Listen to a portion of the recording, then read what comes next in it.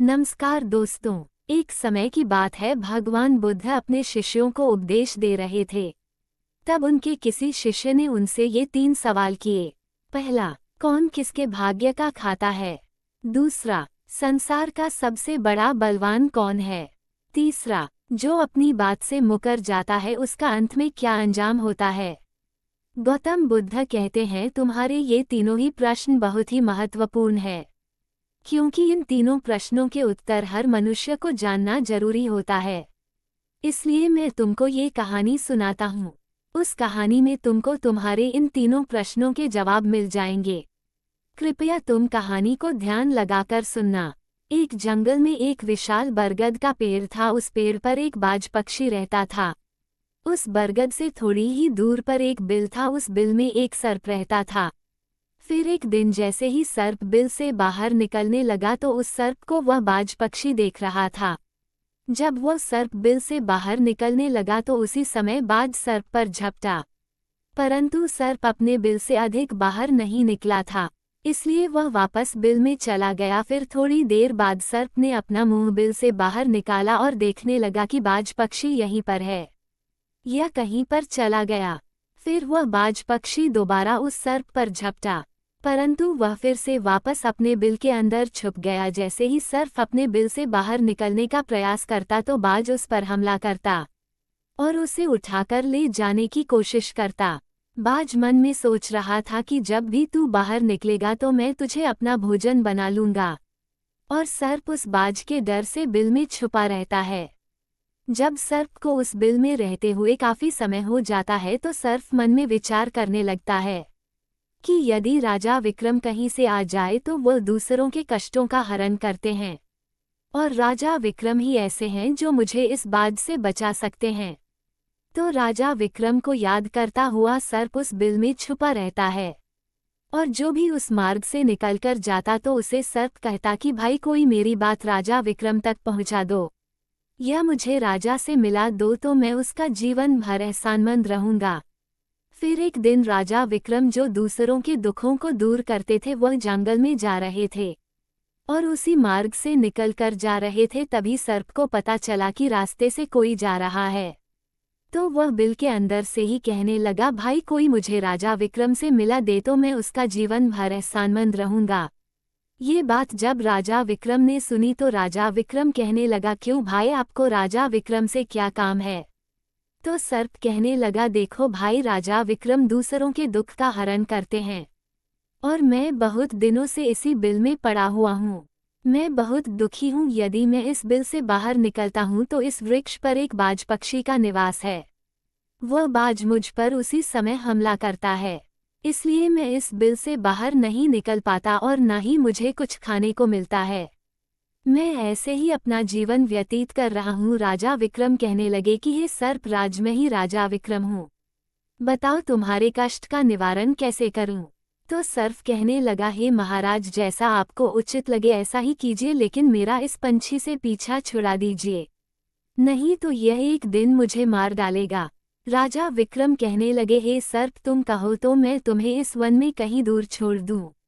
सर्प कहने लगा, महाराज, जब आप मुझे दूर छोड़ने जाओगे तो ये बाज हमें देख लेगा और यह वहीं पर जाकर फिर से बैठ जाएगा और मौका मिलते ही यह मुझे मार डालेगा। आप मुझे कुछ समय के लिए आपके अंदर में बिठा लीजिए, आप पेट में बैठने के लिए मुझे स्थान दे दीजिए। जब इस बाज को पता नहीं चलेगा कि सर्प कहाँ गया और मैं तुम्हारे साथ इस वन से बहुत दूर चला जाऊंगा और आगे जाने के बाद मैं तुम्हारे पेट से बाहर आ जाऊंगा।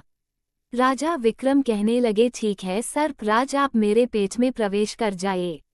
राजा विक्रम अपना मुंह खोल देते हैं और वह सर्प राज विक्रम के पेट में प्रवेश कर जाता है और राजा विक्रम के पेट में जाकर के बैठ जाता है। जब राजा विक्रम वन में आगे गए और आगे काफी दूर पहुंचने के बाद उस सर्प से कहने लगे कि हे नागराज, अब आप मेरे पेट से बाहर आ जाए। अब ये सुनसान वन है, इसमें कोई बाज आपको परेशान नहीं करेगा।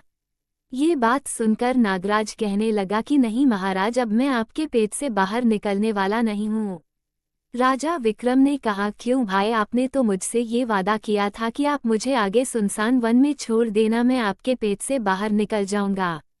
अब क्या हुआ, सुनसान वन आ गया, अब आप बाहर निकलिए। सांप कहने लगा कि देखो महाराज, जैसा रहने का आनंद आपके पेट में है वैसा उस बिल में नहीं मिलता। अब मैं तुम्हारे पेट से कभी बाहर नहीं निकलूंगा। राजा विक्रम मन में सोचने लगे कि यह तो बड़ा ही दुष्ट सर्प है, अब मैं क्या करूं। और उसके जहर के प्रभाव से महाराज विक्रम का पूरे शरीर से कोट फूटने लगा। महाराज विक्रम के शरीर से कोट निकल आया। राजा विक्रम मन में सोचने लगे कि अब मैं यदि राजधानी को वापस जाऊंगा तो यह अभी संभव नहीं है, क्योंकि मैं इस वक्त खोड़ी हो गया हूं और मुझे इसी वन में रहकर इस नागराज से भी छुटकारा पाना है। ये सोचकर महाराज विक्रम एक पेड़ के नीचे झोपड़ी बनाकर सो जाते हैं। उनके मुंह से टपकने लगा और बदबू आने लगी जो कि सर्प का जहर था। सर्प कुंडली मारकर राज विक्रम के पेट में बैठा हुआ था। राजा विक्रम उस वन में पड़ी हुई एक कोड़ी की हालत में है। अब इधर उन्हीं के समय एक प्रसिद्ध जनपद था श्रावस्ती, और श्रावस्ती नगरी के महाराजा थे ताम्रध्वज। महाराज ताम्रध्वज के 3 पुत्रियां थीं और राजा ताम्रध्वज बड़ा अहंकारी और बड़ा ही अभिमानी राजा था। फिर एक दिन उसने अपनी तीनों बेटियों से पूछा कि बताओ बेटियों, तुम किसके भाग्य का खाती हो।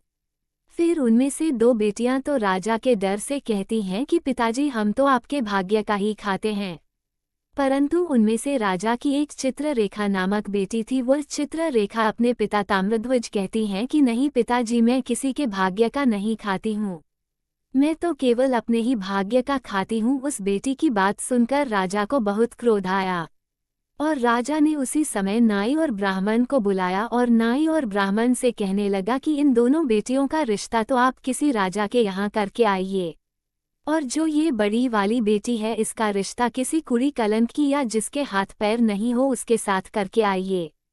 फिर राजा का आदेश मिलते ही नाई और ब्राह्मण उन तीनों बहनों का रिश्ता करने के लिए चल देते हैं। उन्होंने राजा की दोनों छोटी बेटियों का रिश्ता तो राजवंशों में कर दिया, परंतु तीसरी बेटी के लिए वर ढूंढते ढूंढते उसी वन से निकलकर जा रहे थे जिस वन में राजा विक्रम अपनी झोपड़ी में कोड़ी के रूप में पड़े हुए थे। उनके शरीर से कोड़ बह रहा था तो राजा विक्रम को देख नाई और ब्राह्मण आपस में कहने लगे कि इससे अच्छा तो कोई व्यक्ति हमें नहीं मिलेगा, इसलिए इसके साथ ही राजा की लड़की का संबंध करके चलते हैं। फिर राजा विक्रम के साथ नाई और ब्राह्मण ने राजा ताम्रध्वज की लड़की चित्ररेखा का विवाह तय कर दिया, और राजा ने भी बहुत जल्दी ही चित्ररेखा को उस वन में ले जाकर के वहीं उस खड़ी राजा विक्रम के साथ उसका विवाह संपन्न कर दिया। राजा विक्रम जैसे महापराक्रमी राजा समय की चपेट में आ गए और एक कुड़ी का जीवन गुजार कर रहे थे। वो लड़की बड़ी पतिव्रता थी, वह अपने पति राजा विक्रम की सेवा करती थी, और वह दोनों छोटी बहनें जो थी वो बड़े बड़े राजाओं के घर में गई तो वह तो आराम की जिंदगी जी रही थी, लेकिन चित्रलेखा राजा विक्रम के साथ दुखी जीवन काट रही थी। कहते हैं जो अपने नियम और सिद्धांतों पर रहता है और जो धर्म का पालन करता है, ईश्वर हमेशा उसे सुखी रखना ही पसंद करता है। भगवान उसे हमेशा आनंद प्रदान करता है। इसलिए जब उस झोपड़ी में रहते रहते चित्ररेखा को राजा विक्रम के साथ बहुत दिन बीत जाते हैं, तो उस झोपड़ी के पास एक पीपल का वृक्ष था और उस वृक्ष के नीचे एक दूसरा सर्प का बिल था। तो एक दिन विक्रम सो रहे थे और रात्रि का समय था और चित्रलेखा महाराज विक्रम की सेवा कर रही थी। उसी समय उस बिल से एक सर्प बाहर निकलता है और बाहर निकलकर जो राजा विक्रम के पेट में सर्प था उस सर्प से कहने लगता है, अरे दुष्ट, अपने वचन से मुकर गया। तूने तो महाराज विक्रम से कहा था कि मैं दूर वन में जाकर तुम्हारे पेट से बाहर निकल जाऊंगा, और तो ऐसे परोपकारी राजा के पीठ में जाकर के बैठ गया। तुम्हारे जहर के कारण राजा के पूरे शरीर से कोट निकाल आया। अरे तुझे शर्म नहीं आई कि तूने कितना गलत काम किया है। इतने समय में राजा विक्रम न जाने कितने ही जीवों का दुख दूर करते। सर्प आगे कहता है, यदि कोई सुन रहा हो तो मैं तेरे मरने का उपाय बताता हूँ। यदि कोई गंगा जल लाकर के इस राजा को पिला दे तो तेरे उसी समय 100 टुकड़े हो जाएंगे और मल के रास्ते से बाहर निकल जाएगा। अब राजा के पेट के अंदर बैठा हुआ जो सर्प था वह दूसरे सर्प से कहने लगा कि तेरे जैसा भी मैंने कभी नहीं देखा। धन के खजाने पर कुंडली मारकर बैठा है। यदि यह धन मानव समुदाय के कल्याण के लिए लगाया जाता तो इससे ना जाने कितने मानवों का भला होता। मैं भी तेरे मरने का उपाय बताता हूँ। यदि कोई सुन रहा हो तो कोई पीपा तेल गर्म करके तेरे बिल में डाल दे तो उसी समय तू नष्ट हो जाएगा। और इस बिल वाले स्थान की खुदाई करेगा तो यहाँ पर अपार धन संपत्ति निकलेगी। उस बात को चित्रलेखा बड़े ध्यान से सुन रही थी। चित्रलेखा ने मन में विचार आया, ये राजा विक्रम है और इनके पेट में एक सर्प बैठा हुआ है। इस कारण महाराज के शरीर से कोढ़ निकाल रहा है। तो वह बेचारी चित्ररेखा एक साधु के आश्रम पर पहुंचती है और उन अर्षि से अनुरोध करती है कि महात्मा, मुझे एक गिलास गंगाजल की आवश्यकता है। अर्षि ने कहा, बेटी तुम कौन हो और गंगाजल का क्या करेगी? तो वह चित्ररेखा कहने लगी, हे मुनिवर, मैं राजा तमध्वज की बेटी चित्ररेखा हूँ और मेरे पति के लिए मुझे दवा के रूप में गंगाजल चाहिए। उस अर्षि ने उसे एक गिलास गंगाजल दे दिया। अब चित्ररेखा गंगाजल लेकर जल्दी ही महाराज विक्रम के पास पहुंच गई और पहुंचकर महाराज विक्रम से कहने लगे कि महाराज, ये दवाई है आपके कोढ़ को सही करने के लिए, आप इसे पीजिए। राजा विक्रम उस गंगाजल को पी गए और जैसे ही राजा विक्रम ने उस गंगाजल का पान किया तो उस सर्प के उसी समय 100 टुकड़े हो गए जो पेट में था। वह सर्प नष्ट हो गया और धीरे धीरे राजा के शरीर से मल के रास्ते से बाहर निकल आया। अब तो राजा का कोढ़ धीरे धीरे सही होने लगा और कुछ ही दिनों में राजा का कोढ़ बिल्कुल सही हो गया। राजा का पूरा उपचार हो गया। राजा पहले की तरह स्वस्थ हो गए। अब राजा विक्रम से चित्ररेखा कहने लगी, हे महाराज, मैं एक स्त्री हूँ, इस शहर में नहीं जा सकती हूँ। आप शहर में जाए और एक पीपा तेल का डब्बा लेकर आ जाए। राजा विक्रम कहने लगे कि चित्ररेखा, उस तेल का तुम क्या करोगी? चित्ररेखा ने कहा, महाराज आप पहले तेल लेकर आइए, फिर मैं आपको बताऊंगी। फिर चित्ररेखा की बात सुनकर राजा विक्रम बाजार में जाते हैं और वहां से एक पीपा तेल लेकर आते हैं। फिर चित्ररेखा वहां आग जलाती है और उस आग पर उस तेल को गर्म करती है और गर्म करके उस सर्प के बिल में खाली कर देती है। जैसे ही उस बिल में वह गर्म तेल डाला गया तो सर्प की मृत्यु हो गई। राजा विक्रम से चित्ररेखा कहने लगी कि महाराज, स्थान को खोद दीजिए। फिर राजा विक्रम ने जब उस स्थान की खुदाई की तो वहां से अपार धन संपत्ति निकली। चित्ररेखा कहने लगी, महाराज देखिए, मैं जानती हूँ कि आप जय नरेश राजा विक्रम है, परंतु मेरे पिता ने मेरा अपमान किया है और मुझे कोढ़ाई को दिया था, परंतु मैं मेरे भाग्य का खाती हूँ, इसलिए इसी स्थान पर मेरे पिता का जो महल है उससे अच्छा महल बनना चाहिए। राजा विक्रम कहने लगी, चित्ररेखा तुम कैसी बातें कर रही हो? हम नरेश हैं, भला यहाँ पर महल क्यों बनाएंगे? आप उज्जैन नगरी को चलिए। परंतु राजा विक्रम के कहने पर भी चित्ररेखा नहीं मानी। फिर राजा विक्रम ने उस वन में एक शानदार महल का निर्माण करवाया। इस संसार में सबसे बलवान समय होता है और कोई बलवान नहीं होता है। जिसका समय अच्छा होता है वो आगे बढ़ता रहता है और जिसका समय खराब हो जाता है, जिसका समय विपरीत होता है, वो पतन की ओर अग्रसर हो जाता है। राजा ताम्रध्वज पर एक दूसरा राजा आक्रमण कर देता है और उस आक्रमण में तमध्वज पराजित हो जाता है और राज अपने परिवार सहित प्राण बचाने के लिए उसी वन में पहुंच जाता है। जब वन में राजा भूखा प्यासा भटक रहा था, फटे हुए वस्त्र और भूख से पीड़ित और प्यास से राजा का गला सूखा जा रहा था, तो राजा घूमते घूमते उस चित्ररेखा और राजा विक्रम के महल के नजदीक से गुजरता है। तो चित्ररेखा अपने पिताजी को पहचान जाती है। चित्ररेखा ने अपने एक सेवक को भेजा और सेवक भेजकर महाराज ताम्रध्वज, जो कि एक फटी हुई हाल में थे, उनके पास वस्त्र नहीं थे, उन्हें बुलवाया। ताम्रध्वज ने सोचा कि यह ना जाने कौन है और हमें क्यों बुला रही है। जब राजा ताम्रध्वज उस लड़की के पास पहुंचे तो लड़की को पहचान लिया। चित्ररेखा ताम्रध्वज से कहने लगी कि पिताजी, मैं वही चित्ररेखा हूँ और मैं आपसे ये कहती थी कि मैं मेरे भाग्य का खाती हूँ। देखिए, मैं मेरे ही भाग्य का खाती हूँ, आपके भाग्य का नहीं खाती हूँ। आपने मुझे एक कुड़ी को दिया था, परंतु मेरे भाग्य में तो एक सम्राट लिखा था। देखिए पिताजी, मैं उज्जैन नरेश राजा विक्रम की पत्नी हूँ। राजा तमध्वज मन में विचार करता है और अपनी उस लड़की से अपने अपराध के लिए क्षमा मांगता है।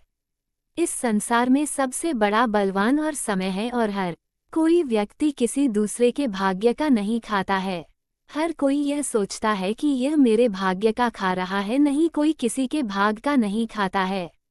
जो कोई खाता है वह अपने भाग्य का ही खाता है। हर दाने दाने पर खाने वाले का नाम होता है।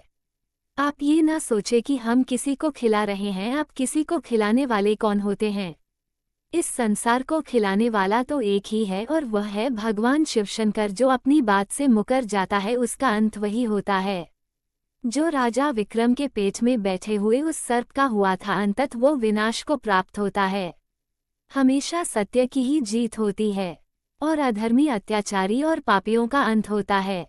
इस तरीके से राजा विक्रम और उसकी पत्नी चित्ररेखा ने राजा ताम्रध्वज का बड़ा स्वागत किया। वह राजा विक्रम महाराज ताम्रध्वज को अपने साथ उज्जैन ले आए और बाद में राजा विक्रम ने अपनी सेना राजा तमद्दुज के साथ भेजी और जिस राजा ने तमद्दुज को पराजित किया था उससे अपना राज्य वापस पा लिया। जिसकी किस्मत अच्छी होती है, जिसके कर्म अच्छे होते हैं, उसे ईश्वर कहीं ना कहीं से देता है। धन्यवाद।